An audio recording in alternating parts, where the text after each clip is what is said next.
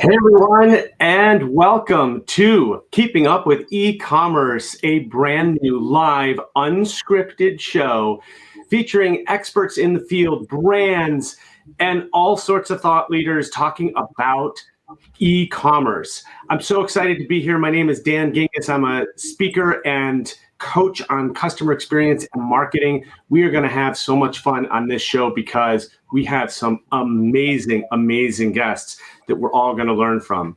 We're going to kick off the series in episode 1 by looking into the trends of e-commerce in 2021. Man, did we have a year last year and everything changed. We're going to talk about that. We're going to bring it into the present and look a little bit into our crystal balls into the future. The show, of course, is brought to you by SAP Upscale Commerce, and let's get ready to go. I'm so excited. Our first guest today, we have 3 amazing guests. I'm going to have them introduce themselves to you. Our first guest is Martin Newman. He is a consumer champion and renowned customer experience expert. He's only been working in the customer sectors for 38 years, so hopefully he's learned a thing or two that he can share with us. How you doing, Martin? I'm doing well, Dan, and I'm clearly anybody watching today won't believe that because I only look 25 years old. Obviously, I thought the same thing. Either that or you started when you were 3, right? I mean, exactly. Unbelievable. Yes. Well, you want me to tell everyone a bit about my background? Yes, please do. Yeah, so those 38 years have been split really between being a service provider and also being a retailer. So I've had the privilege of running multi-channel operations for brands like Intersport, Burberry, Harrods, Ted Baker, Speedo, Berghaus, and a whole bunch of others. I've built an advisory and consulting business, which to 100 people, which had offices around the world, which we sold to an American business called Pattern a couple of years ago. And as you rightly said, these days I call myself the consumer champion, and I'm trying to create positive change, both for consumers and for brands. Like you, I'm an author. I've written a couple of books about it. And my latest book, The Power of Customer Experience, comes out on the 3rd of May.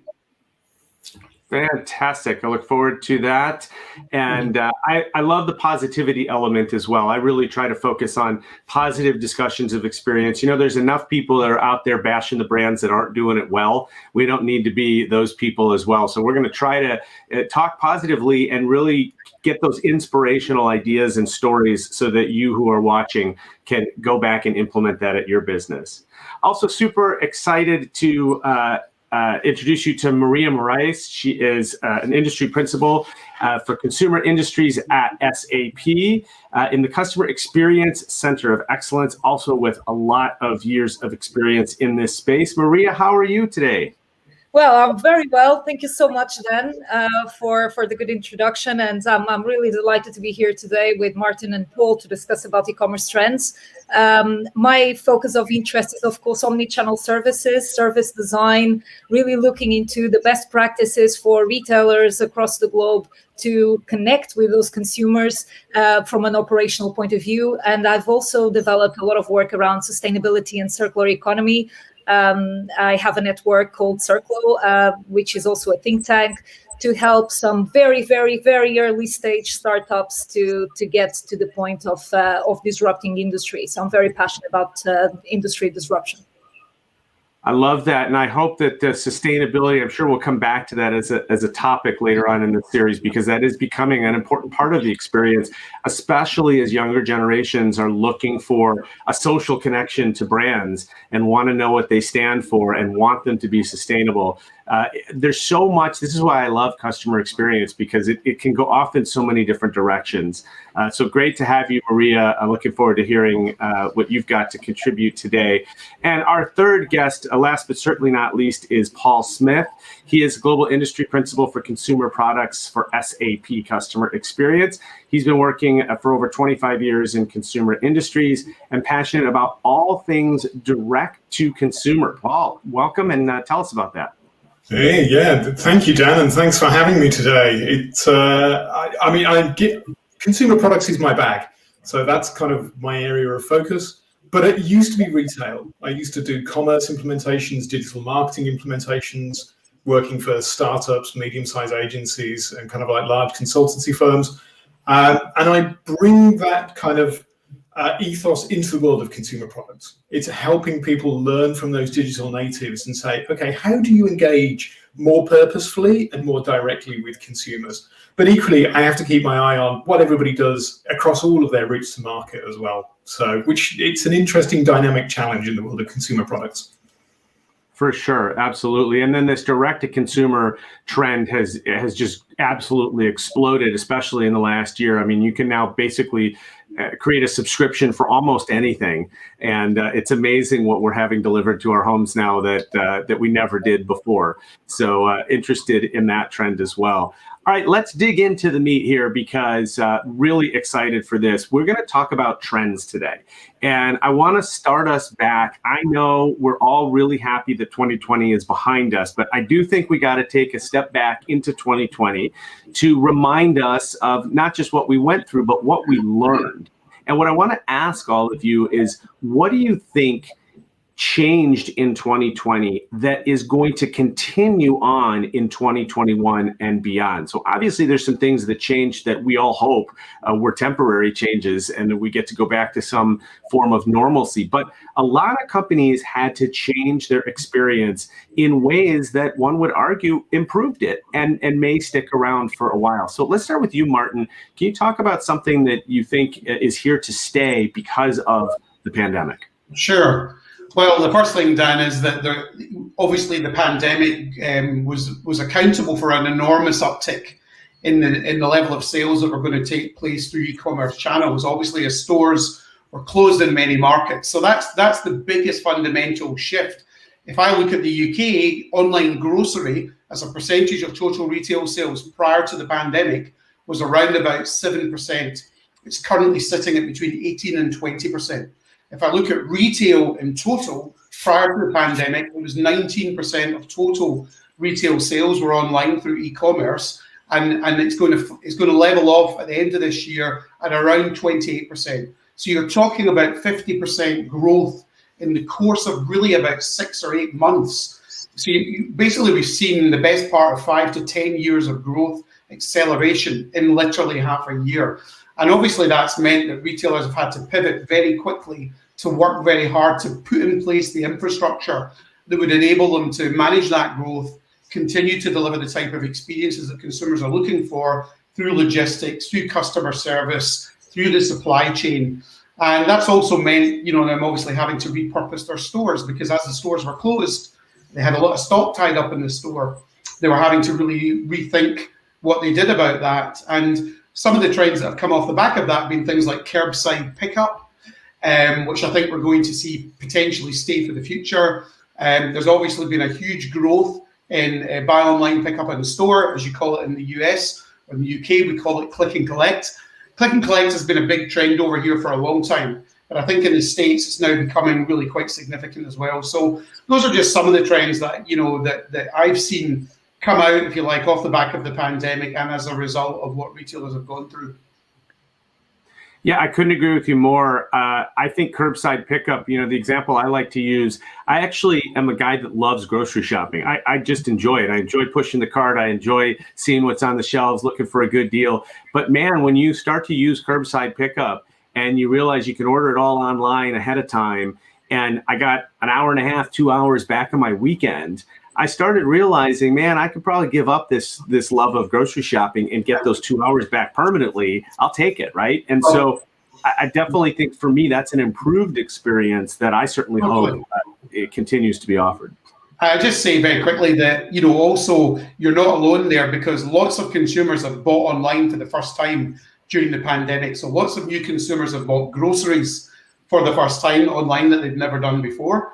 And like you, maybe not going to rush back to the supermarket, to the grocers, to Walmart, to Asda, to Tesco, whoever it is, because of that experience. And partly because I think it's going to take a little while for us to fully regain our confidence. So if you're still concerned about safety, why would you go into a big physical grocer packed full of human beings if you've got a great experience buying online? So I think, some of these trends for some consumers will certainly persist for some time, if not, might change their behavior forever. For sure. I saw a statistic the other day that said that 85% of all consumers have purchased something online during the pandemic, which was a lot higher than I expected, because obviously there's a lot of people that, are not as computer literate and aren't used to buying online. 85%, that's almost everybody. So I think that says a lot. Paul, what do you see in terms of trends from the pandemic that you think are going to continue?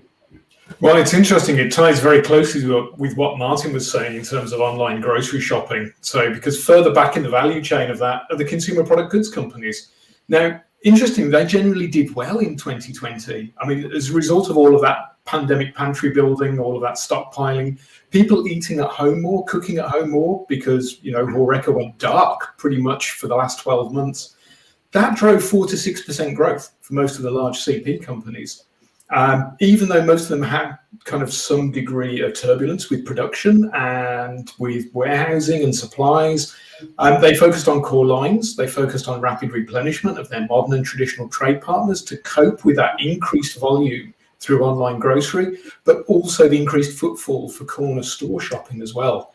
But that didn't fulfill all of the demand that was out there from consumers. We saw those more direct routes to consumers growing much beyond that. So direct to consumer in North America last year grew 45%. Most CP companies saw large increases in their volume of orders through marketplaces, whether that was marketplace fulfilled or merchant fulfilled. And I think that shows that consumers have a greater need and expectation for access to direct to consumer. They're genuinely surprised when a manufacturer doesn't offer it from their website. And that demand now is people just expect that to be there. Now, we've seen some of the large CP companies doing significant D2C launches last year. So whether it's Pepsi, whether it's Unilever, whether it's Kraft Heinz, and we saw people doing that pivot. So in the UK, we had Brakes, which was a food service company who switched within 7 days from being a purely B2B focused food service company to making themselves available to the consumer at home to deliver food products to consumers, and which is an amazing shift and transformation, fortunately powered by SAP. But we're also seeing that D2C area is growing depending on the segment people are in. So beauty, cosmetics, skincare, moving very, very quickly towards a D2C. We're seeing something like 20 to 30% of business volume moving into that space.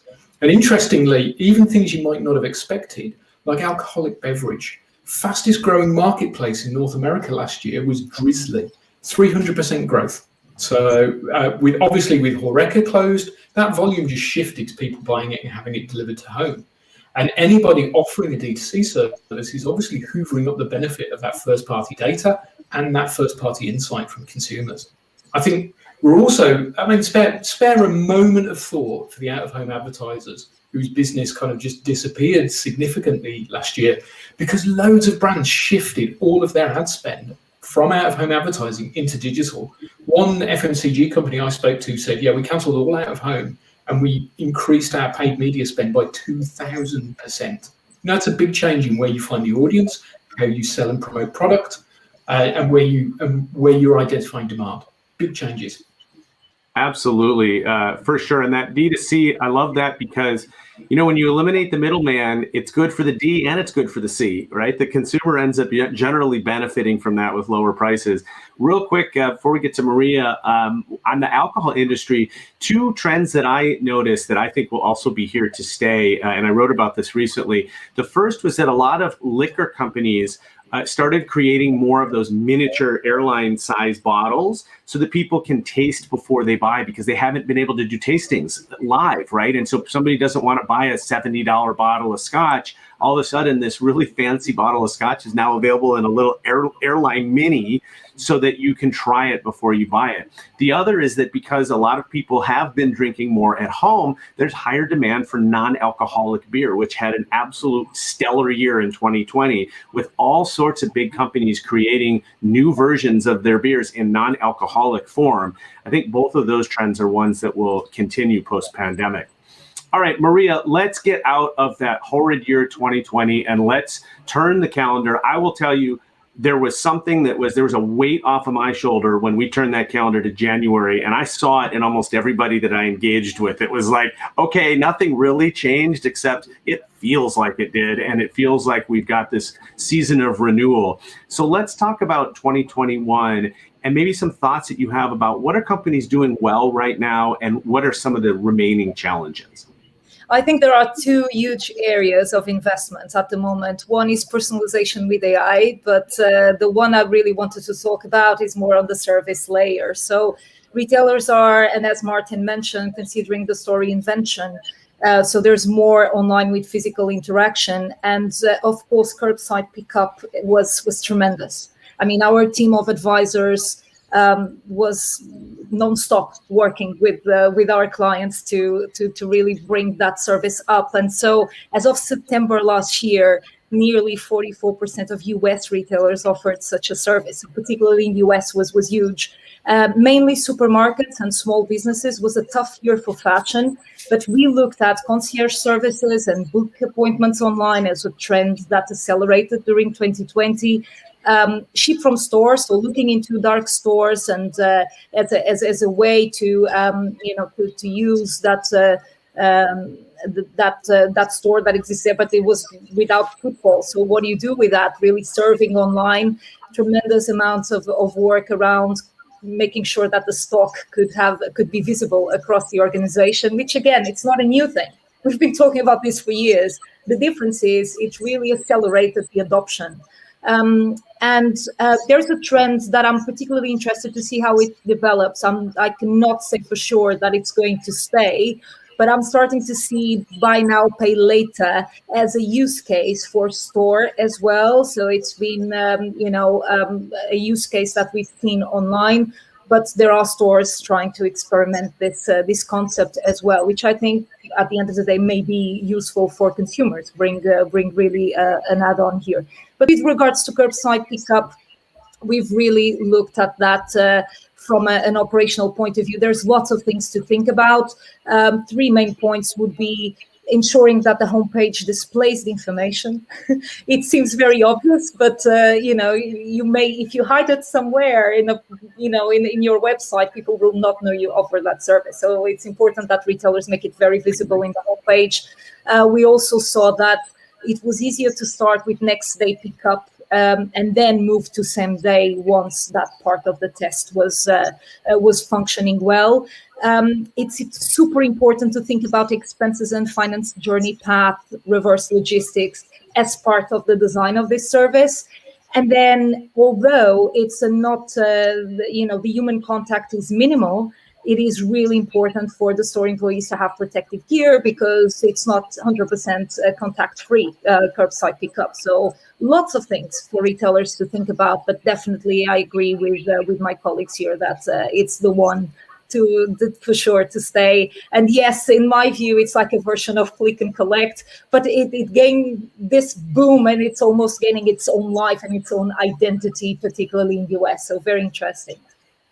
Yeah, and what I'm hearing you say is that there's also this aspect of the handoff between e-commerce and in-person, and that needs to be smooth because we have this e-commerce experience where we go and order, and then we go to pick up, and we sort of have some expectations, and yet now we're dealing with a human, right? It's gone from a digital to a real life experience. I know early on in the pandemic, for example, I would place my grocery order, and only when they put the groceries in the car and gave me the receipt did I realize that they were out of 10 items. And that was really frustrating, right? I wanted the website to tell me you were out of the 10 items, not find out when I picked it up. And so I do think that handoff, we all know that in customer experience, handoffs between departments are where companies drop the ball. And in the e-commerce world, when you have this pickup in person, curbside pickup type element, we got to make sure that transition is smooth. Martin, anything to add on what you're seeing in 2021? Sure. And one thing I just want to add about curbside pickup and buy online, pick up in store. One of the biggest lost opportunities that retailers have when they implement that stuff is not recognizing that they've got that human interaction, and therefore it's an opportunity to sell more stuff. They tend to park, click and collect in the worst place in the store. They don't merchandise well around it. There's still an opportunity to make more money when customers come into the store to pick up their goods, as there is on curbside pickup. So I just wanted to get that point across. I think a couple of other things probably just to mention. I think the online experience has a way to go yet. I think that it's still quite flat. And if I think when I interview consumers all over the world. I do mystery shopping all over the world, New York, Australia, London, Dublin, Glasgow, you name it. And when I ask them what's frustrating about online shopping, they all say the same thing. And it's what drives them into store to buy fashion. They say, I still like to touch the feel of the products. I don't get the same experience online that I get in store. And I think that there's a real opportunity for retailers and brands and CPG businesses going direct to consumer to up their game, leverage their content more effectively within the transactional journey, within that path to purchase, to really bring it to life. And then the other thing I would just say is you need to be where your customers are. I hear retailers talking all the time about the cost to serve. You shouldn't even be thinking about the cost to serve. They should only be focusing on customer lifetime value and working back from that and saying, what is it going to take to maximize that? Now, I even find myself buying products on Instagram, which if you'd asked me a couple of years ago, I'd never imagined, but I get targeted left, right, and center now. Genuinely, almost all the fashion and apparel I've bought in the last year has been as a result of me being targeted on Instagram. So being where your customers are is going to be at the heart of being successful, whatever those channels and touch points happen to be. Yeah, totally. And on this lifetime value, folks, we got to look beyond the current transaction. Sometimes we're going to lose money on a transaction and it's worth it because we're going to have a loyal customer for years and years to come. We got to get out of that mindset that every single transaction has to be profitable, because that often can lose you a customer and it isn't worth it. All right, let's jump into our crystal balls. I've asked you guys all to bring your crystal balls and come up with one prediction for where e-commerce is going beyond 2021. Let's start with you, Paul, and just give us your one prediction. Yeah, interestingly, it absolutely echoes something Martin just hit on. And my prediction is we're going to see significant growth in social commerce this year. Probably something like more than 40%. It really started to take off last year. This year, because of the amount of time people are spending on a mobile device looking at different social networks, those hours have gone up significantly. It's where the consumers are. They're spending, less time at the physical shelf, more time at the digital shelf, but more time in the social digital shelf. And interestingly, we're starting to see the historical dominance where people search for products was always Google and Amazon. Last year, 8% of all product searches started in a social network. So that's a significant shift, and that's only going to continue this year. So I think we're going to start to see this convergence of media and commerce coming together. And just one other quick thought as well is that I think we're also going to see significant growth from things like live video selling as well, to bring that human element and that human interaction back into it. And it could be we're seeing the convergence of all of these things coming together. So social, video, commerce, media, all starting to interact in interesting new ways. Love it. Sounds exciting to me. I'm ready for it. Maria, how about you? What's in your crystal ball? Well, my crystal ball says that this isolation economy is a trend that we need to watch for. And social distancing definitely increased the appetite for things like augmented reality and virtual reality. We can see that in Q4 2019, 36% of US consumers have trialed augmented or virtual reality. And in 2021, predictions point for 10 to 12% increase in the US consumers for this type of technology. What this means is that consumers will give brands permission to become more creative and entertaining and immersive. So CMOs will need to create a high standard for ethical marketing and make go-to-market campaigns that are sustainable. So manipulative tactics or looking pretty much into old ways of going down the funnel just by making the numbers may actually break consumer trust. And I don't think consumers will give brands a second chance. I agree for sure. Consumers are as demanding as they've ever been, and they don't have the patience to sit through a whole lot of mistakes. So definitely agree with you. Martin, take us home. What's in your crystal ball? Sure. I'm going to talk about products. So I think for me, I know this is going to come up in future episodes, but conscious consumption, as consumers were moving towards that, I still think we're in the phase of early adoption.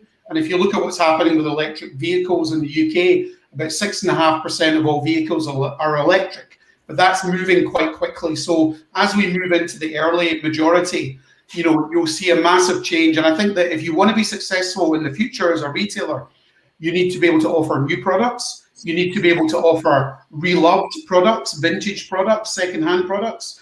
You need to be able to offer upcycled products. And you also need to give consumers the opportunity to rent instead of buying. And I genuinely believe that when we walk into a retail store in the next couple of years, that's the proposition that we'll have to have. Otherwise, many of us might choose to go elsewhere.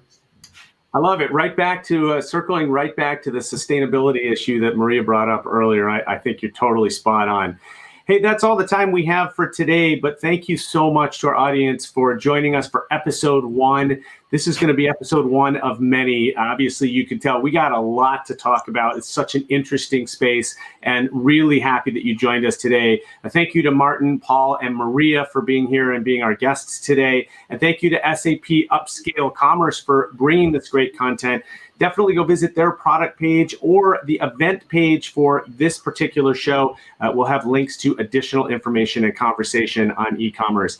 I'm Dan Gingiss, customer experience speaker and coach. I will see you next time on our show, Keeping Up with E-commerce. Have a great rest of your week.